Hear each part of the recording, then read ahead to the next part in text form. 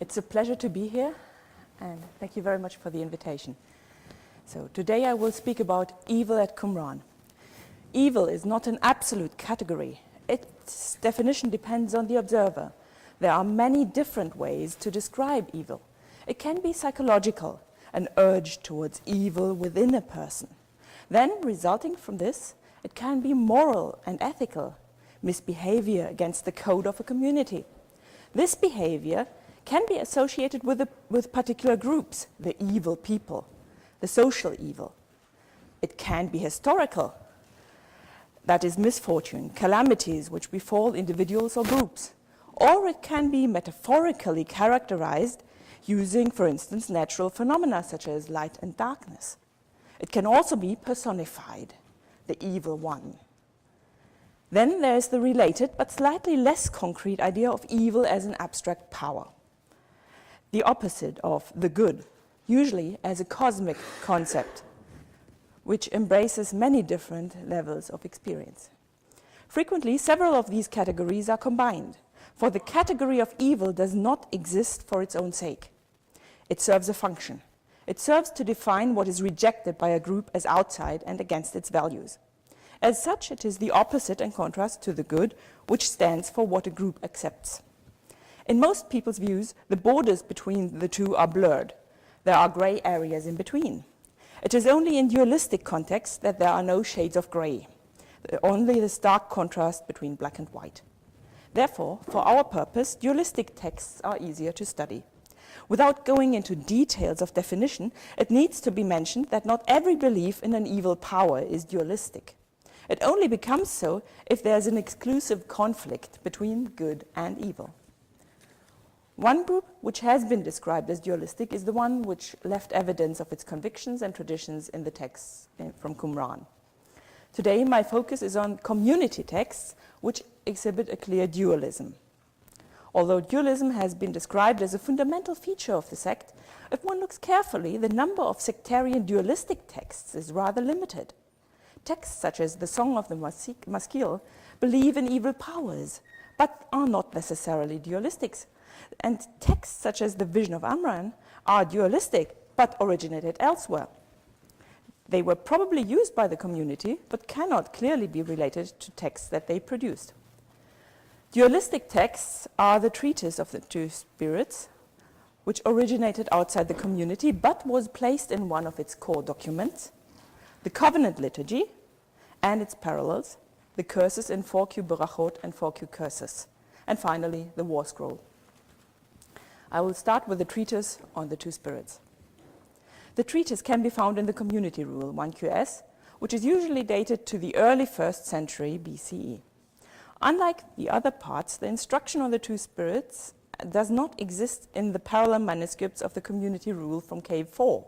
It only exists in 1QS, but here it has found a prominent place, immediately after the covenant liturgy, with its rites marking the entry into the community and before the actual rules for the community. The language and outlook mark the treatise on the two spirits as non-sectarian, but its inclusion demonstrates that it provides a fundamental basis of the community's worldview, and although the community has not taken up all its nuances. The treatise consists of 6 parts. 1QS 3:13 to 15, the title and the topic. 3:15 to 18, a creation hymn. God, the Lord of creation, places creation under mankind. 3:18 to 4:1, an account of the two spirits.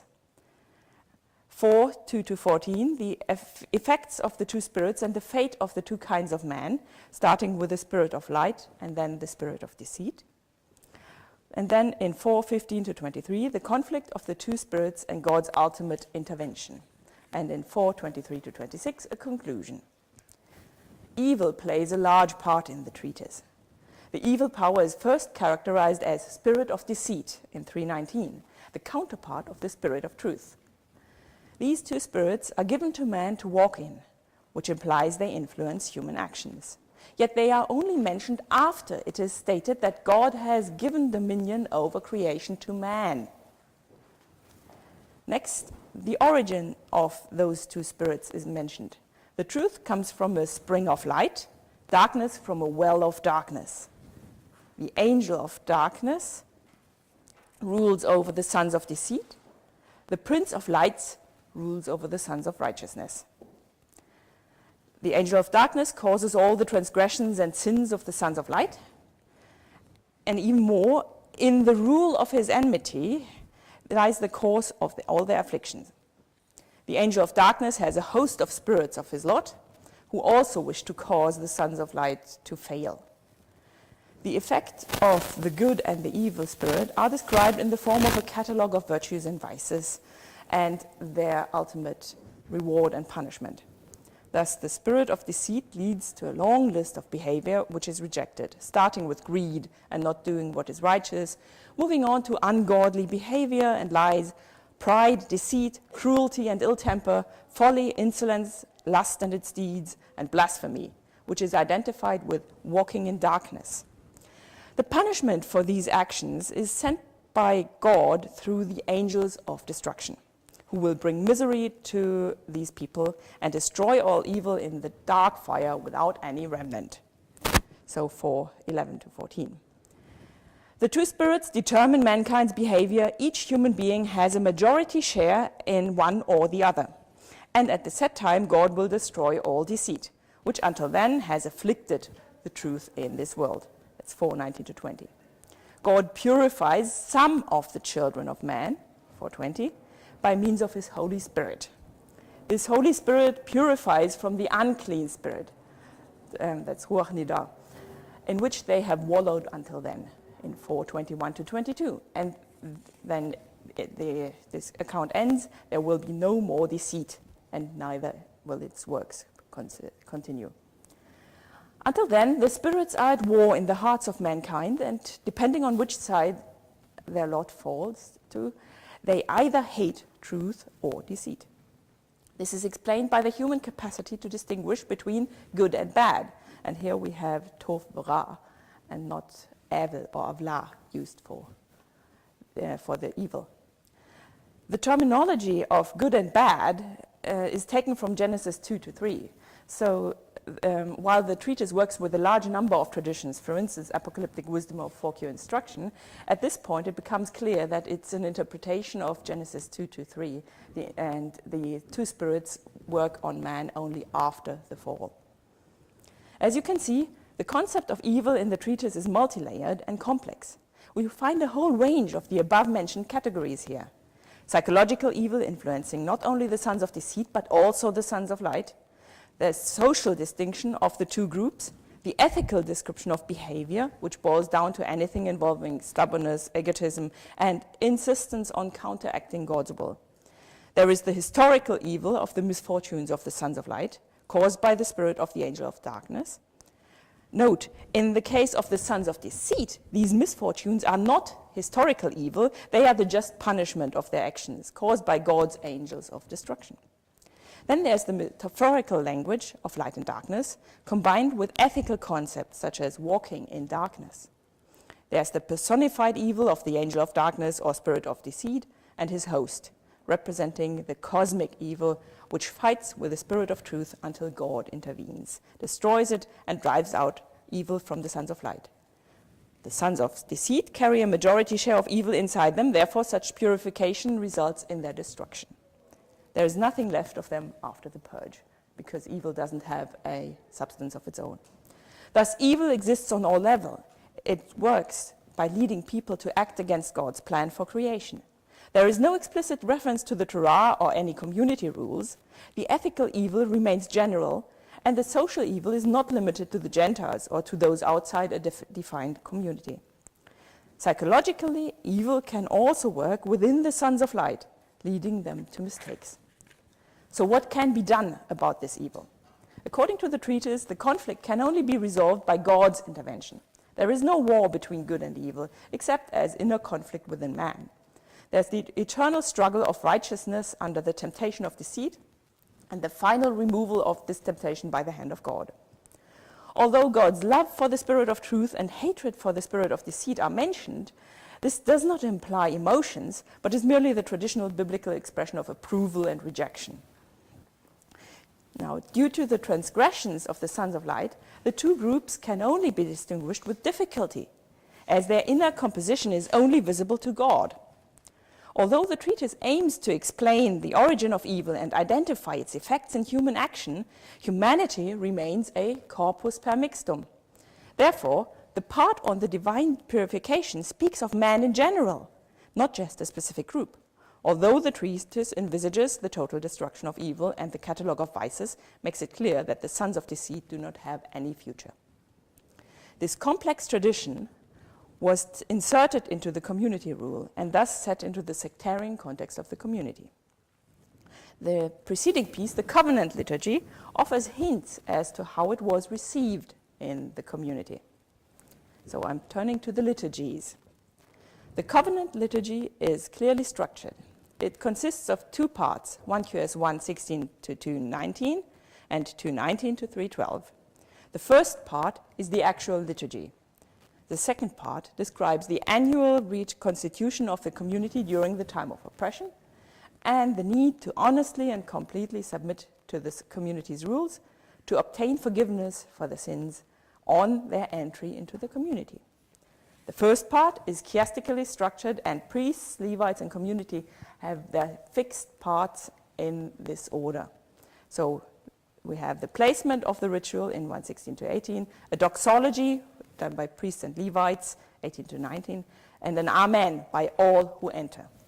Then we have the list of the deeds of God done by the priests, the list of the transgression of Israel done by the Levites, and the confession of sins by all who enter. Then there's the blessing of the men of the lot of God done by the priests, the curse of the men of the lot of Belial by the Levites, and an Amen by all who enter. And finally, there's the curse of the hypocrites done by the priests and Levites, and an Amen by all who enter. Here we find evil on a much more straightforward level. First of all, it is the rule of Belial, which extends to all outside the community. On entering the covenant, the community members leave this rule. In CD 16:5, it is said that as soon as someone enters the community, the angel Mastema will no longer follow them. In the covenant liturgy in 1 QS, Belial does not even appear in person. Only the rule of Belial, or is it the worthless rule, is mentioned. Thus, the covenant and the rule of Belial mark two different spheres of influence. This theme continues throughout the covenant liturgy, which marks the transition from one to the other for the new candidates and the affirmation of allegiance for the existing members. The doxology marks the change of rule affirmed by the Amen of all. The contrast between the good deeds of God and the transgression of Israel, together with the confession of sins, further enhances the transition. It is emphasized that all the transgressions happened under the rule of Belial. The blessing of the priests promises accordingly that God will protect his lot from all evil. It is not said what that evil is. Neither does the curse of the Levites on the lot of Belial say anything about what the lot of Belial actually does, except by referring to all the godless works of your guild. Their main guilt is their refusal to enter the community. Their fate is punishment by God's avenging angels in 2:5 to 7. Their deeds are associated with darkness, 2:7, which leads to the appropriate punishment through the darkness of eternal fire, 2:8. The punishment is described in greater detail. God does not show them mercy, nor does he forgive them, but exacts revenge on them.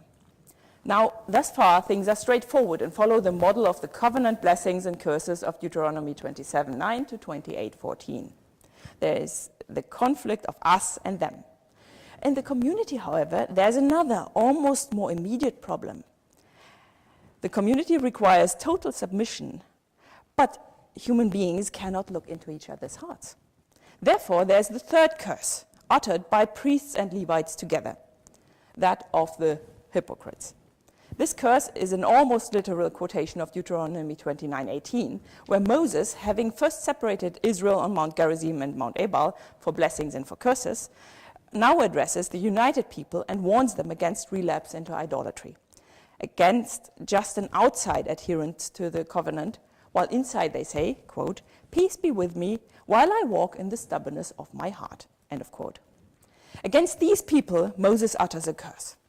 In the community, this curse is directed against those who join the community without serious and honest commitment, according to the view of the community. Against this person, God's judgment and all the curses of the covenant are directed. The community does not act directly against the lot of Belial, except by means of this curse. And even this curse evokes God's action. A curse is a strong means of defining community. Its power depends on God's willingness to comply, which is taken for granted in the context of God's own covenant, and it depends on the authority of the person uttering it. So the second curse is emphasized by the fact that not only the Levites, who in the community are charged with the curse of the outside, utter it, but even the priests, normally commissioned with blessing only and focusing on the members inside. This strong combined reaction indicates that there is a more immediate issue here. The community has to deal with those members who ultimately fail to adhere to its principles. The question is, if they were the lot of God, how could they fail? The answer can be found in this conditional self-curse during the covenant liturgy, which draws the explanation back in time to their entry into the community. Anyone who fails has never really been in the community, but is a hidden hypocrite. The people who refuse to enter are described in greater detail in 2:25 to 3:3. They refuse to submit to the instruction of the community, humility, love, and righteousness. Therefore, they must be kept separate, because they confuse what is right and wrong. Darkness he regards as the paths of light in 3:3. Here we find the metaphorical description of evil to describe ethical, not cosmic evil. The text emphasizes vehemently that no amount of ritual purification will cleanse them from their unclean state. The only purification occurs through God's Spirit, which leads to the recognition of his commandments and humble obedience, 3:6 to 12. Here, the future eschatological purification through God's Spirit that we found in the treatise on the two spirits is related to the present, to the entry into the community. Thus, we have a much more simple concept of evil here. The rule of Belial characterizes the outside, but the personification does not even appear in the liturgy. He is not cursed, and this implies that possibly Belial may here not even be a personification, but refer to the abstract of the original meaning of the root, worthlessness. Thus, the rule of Belial might just be the worthless rule. In the liturgy, there are only the men of his lot, the worthless bunch, a clearly defined social group. And there are also the hypocrites, who manage to get access to the community but never truly belong there. The ethical implications of evil are reduced to the refusal to follow the community's rules, as well as to vague references to evil deeds. What is blatantly missing is psychological evil. Evil does not work by tempting people away from their good. The lines between good and evil are never truly crossed. Nevertheless, the powerful reaction against the hypocrites demonstrates a clear pastoral problem. There is the experience of a threat to the inner stability of the members and a need for reassurance that evil ultimately stays outside the community. Its members are safe within. The community curses aim to guarantee this. Thus, the covenant liturgy displays the intention to limit the influence of evil by reducing its sphere of influence and placing less emphasis on the personalization of evil than on its social manifestation. Now, in addition to the complete liturgy, there are fragments of a liturgy of blessings and curses in 4Q Berachot, 4Q 286 to 290, and 4Q curses, that's 4Q 280. 4Q curses is more fragmentary, but older, therefore I will begin with it. On account of its simple script, it is dated to the middle of the 1st century BCE, so after 1QS. It contains a number of curses similar to the 1QS, but not identical. While in 1QS, they relate to the outsiders and the transgressors of the community. In 4Q 280, first the transgressors against the covenant are cursed, then Melchiresha, the king of wickedness, and his followers, who plot against the covenant of God and the Torah, and who refuse to enter the covenant. This combined curse does not exist in 1QS, but in 4Q Berachot, and in 1QM 13, 4-6. It is possible that this, although the texts are later, actually is an early form of the curse in 1QS. 4Q curses is formally and stylistically less developed than 4Q Berachot or the covenant liturgy. It is virtually undisputed that they all derive from the same rite. Differences can either be explained by development, by the existence of different forms alongside each other, comparable to the different but parallel forms of the community rule, or by the fact that 1QS does not constitute an actual liturgy, but its literary form, which may exhibit intellectualizing traits more strongly. 4Q Berachot, with its late Herodian script, can be dated to approximately 50 CE. According to Nitzan's reconstruction, the text consists of a communal confession, a series of blessings of God, a series of curses of Belial and his followers, a series of rules, a liturgy for the expulsion of the deliberate sinner from the community, and the closing of the ceremony. So it's very similar to 1QS. The blessings in 4Q Berachot, unlike those in 1QS, are not directed at human beings, but at God. And likewise, the curses are directed not in the first instance at the non-members, but at Belial. The curses begin with the curse of Belial, then that of his spirits who belong to his lot, the curse of the evil one and the sons of Belial. Then there's the curse of the angel of the abyss and the spirit of Aberdeen. They finish with the human beings who follow him, with the curse of those who plot and act against the covenant of God and the Torah. Thus, the curses of 4Q Berachot and 4Q curses are very similar. The curse is directed at evil on three levels: the personification, called Belial, angel of the abyss, or Melchiresha. Then there are his spirits, who are connected with the metaphorical darkness. And finally, there are the people who refuse to follow the Torah and the covenant as the community defines it. So compared with the community rule, we have a stronger cosmic and personified view of evil, but still focused on the social category of the others, who plot against the community and refuse to accept its truth. It seems there is a deliberate attempt in the community rule to, if not exclude, then marginalize the personified evil. Whether this represents an earlier or a later stage in the community development is hard to say. Most likely, in view of the reference to Mastema no longer following the members of the community, which already can be found in CD, the two are parallel perspectives. The personification of evil continued to play an important part in the community.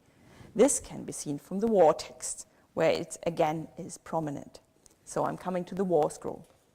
The war scroll describes the eschatological war of the sons of light with the good angels against the sons of darkness and the traditional enemies of Israel, as well as the transgressors against the covenant under the leadership of Belial. The advantage in the war alternates between good and evil until finally God tips the scales towards the good. Unlike the other Qumran texts, it sees the victory as coming not just by the hand of God, but with the contribution of Israel. The war scroll itself is part of the war rule material, fragments of which were found in Cave 4.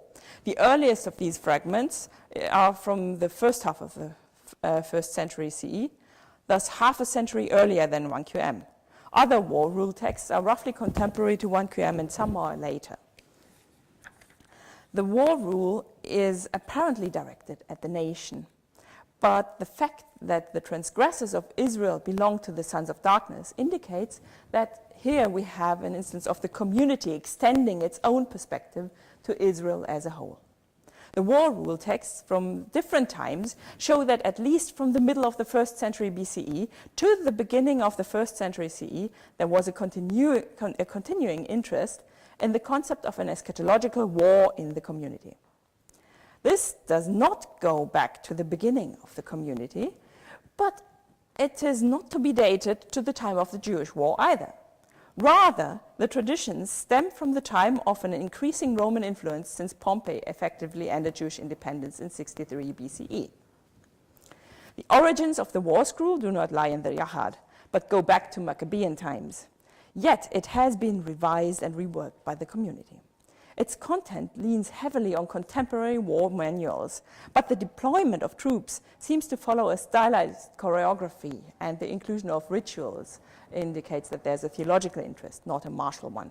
Since Yigael Yadin's edition, 1QM has been divided in 4 series. The 1QM 1 and 2, the war series, an outline of the war. 2 to 9, the battle series, is the description of the battle ranks and their equipment. 10 to 14, the ritual series, rites and prayers to be performed during and after the battles, or before and during and after the battles. 15 to 19, the Kittim series, the final destruction of the Kittim. Now, the war series, as before, defines evil socially, using the name of the traditional enemies of Israel, but applying them to more recent nations, the Kittim of Ashur or the Kittim of Egypt. And included are those Israelites who transgress the covenant. All these are summarized as the lot of Belial. Here, Belial is the evil force behind the human opponents, clearly personified. The destruction of the Kittim and their ungodly deceit is envisaged as occurring in battle, and it's graphically described as a carnage in 1:8 to 17. Victory occurs through the help of God, but God delivers the wicked into the hands of the poor ones. That's 11:13 to 18. The expectation is that the wealth of the nations shall be brought to Jerusalem, and their king shall pay homage to Jerusalem, so that Israel rules eternally. 14:14 to 16. Included in the ritual series is a passage in which the priests and the Levites utter blessings and curses comparable to the liturgical material we've seen so far. They praise God and curse Belial because of his, quote, plan of hostility, end of quote. Now here we have a play with words on the root contained in mastema. Likewise, all the spirits of Belial's lot who plot against God are cursed. That's 13:1 to 5. Notably, here the human members of the lot of Belial are not mentioned explicitly. This corresponds to the exclusive blessing of God in the text, not of God's people. In 13:11 to 12, the activity of Belial and his spirits is described as destruction. They walk in darkness and desire darkness. They cause deceit and transgressions. Correspondingly, the wickedness of the human opponents and their desire to act in darkness is mentioned in 15:9. Thus far, the separation of good and evil is clear. Yet in 16:11 to 16, the casualties among the troops of the Son of Light are mentioned. These constitute a problem, and thus the text mentions, just in 1QM 1:13 to 14, that they fall because of the mysteries of God. Now, following Ezekiel 14:23, the dead Israelites did not fall without a reason. The same problem of casualties among the Jewish soldiers is solved in 2 Maccabees 12:34 by reporting that idols were found with them. In 1QM, we find a similar awareness of the problem of casualties among the good, but its dualistic approach of a wholesale war between good and evil does not allow it to give the same explanation. Therefore, a reference to the eschatological solution to this problem is given by means of the mysteries of God, an apocalyptic wisdom term for the secret plan and purpose behind all evil. There is a hint as to how this might be understood in the treatise on the two spirits. In 1QS 3:23, the successful seduction of the sons of light by the angel of darkness is explained with the mystery of God, Raziel. If this link is correct, the explanation of evil among the host of God in 1QM would match that of the covenant liturgy. They were all hypocrites. The link to the treatise might also be found in 17:4 to 6, where the war scroll introduces a new thought within 1QM, that evil is nothing, and vain and empty is its desire. Therefore, it will not last and will ultimately be destroyed, as described in the final battle with the help of the hand of God against Belial and his host, especially the Kittim. And that's chapters 18 to 20. Now, the ultimate vanity of evil has already been touched on by the curses in 1QS 4:9 to 14. And it's a standard theme in wisdom traditions. Now, concluding, it can be said that 1QM has the same range of opponents as in the curse text, but combined with a future eschatological expectation. The parallel of blessings and curses to the community liturgy places the community in the course of the final war, but the destruction of evil is not quite accomplished yet. As in the liturgies, evil is characterized ethically as a refusal to follow God's will, metaphorically associated with acting in darkness. Socially, it's everyone who does not follow the community, and cosmically, it is the power of Belial and his host. Just as in the community liturgy, there seem to be members of uncertain affiliation, hinted at in the fall of the sons of light.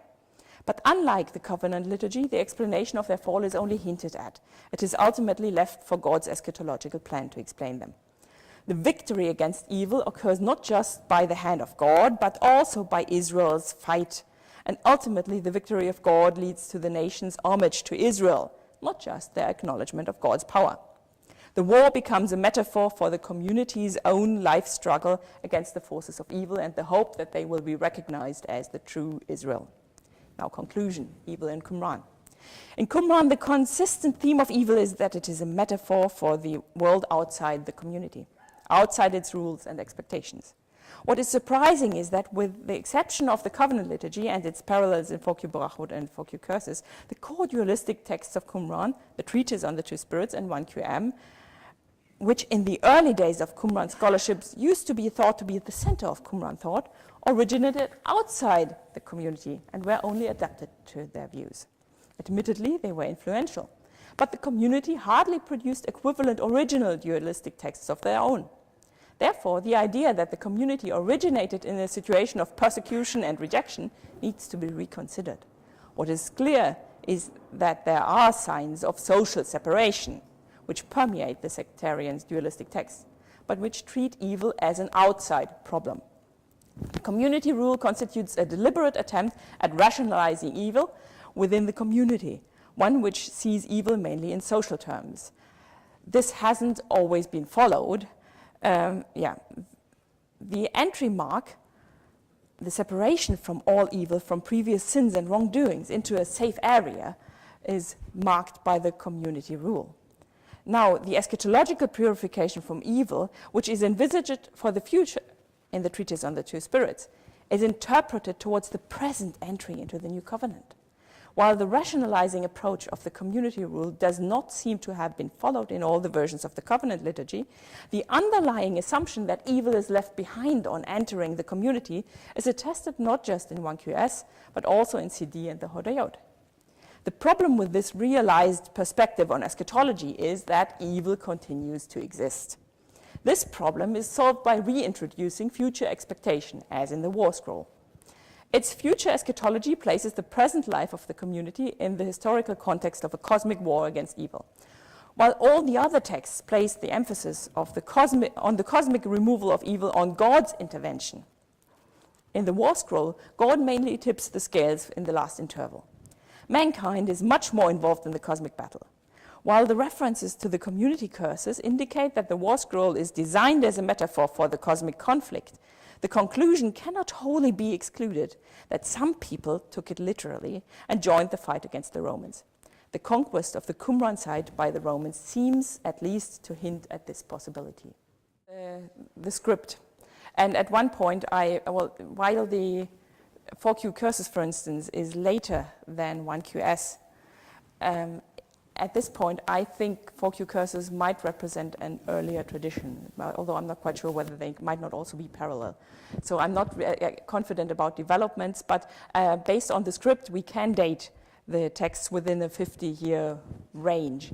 And so if 1QS is at the beginning of the 1st century, then 4Q Curses is middle of the 1st century BCE, and then we have the War Scroll roughly around the same time, perhaps a bit later. And then we have 4Q Brachot at the beginning of the 1st century CE. So there is just the existence of these texts gives a certain timeline, although of course they might represent earlier traditions.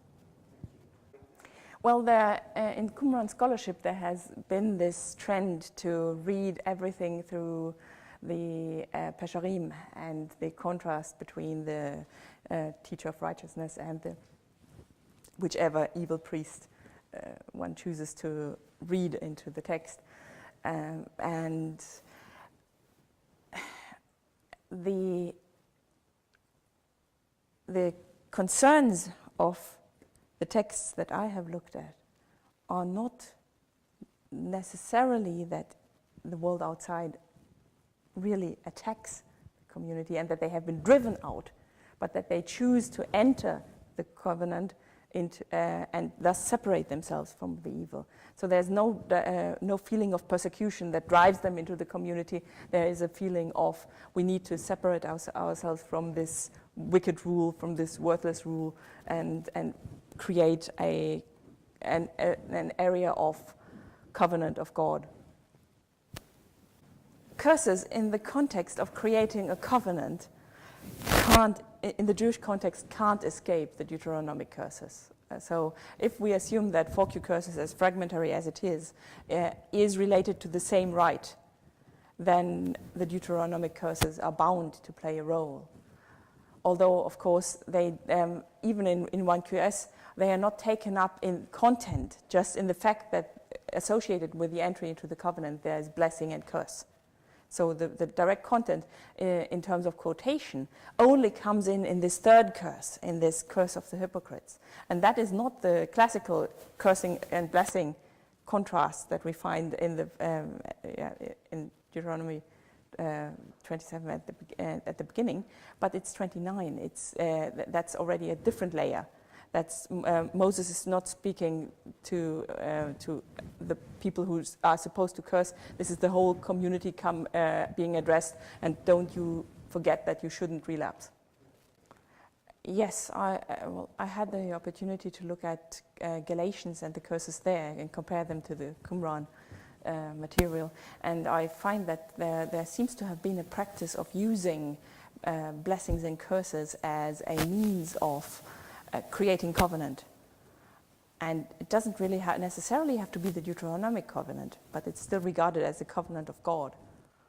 And so again, we have the structure of the biblical texts taken and recreated for their practical purpose. So not just the text is quoted, but the certain functions and patterns are used. Well, we have blessings and curses in the testaments of the patriarchs, but they are not as systematically put together as we have them in the treatise. And so the treatise is unusual in that it really presents a coherent and consistent system of evil and dualistic interpretation of evil. So I would say that it took up the two-way tradition, added apocalyptic wisdom, for instance, from traditions such as 4Q instruction, and probably similar to the 12 patriarchs, and created this systematic theme. Now, I personally have the suspicion that as the treatise itself is not from Qumran, it had an influence outside Qumran on early Christianity. I can't prove that, but I see similar patterns in the Johannine writings, and I would see the Didache as related to that kind of thinking. Yeah, of course. So that of course that is a hypothesis, but if the treatise, or which, if you look at its content, originated in priestly wisdom context, then it might have been accessible to anyone in the temple.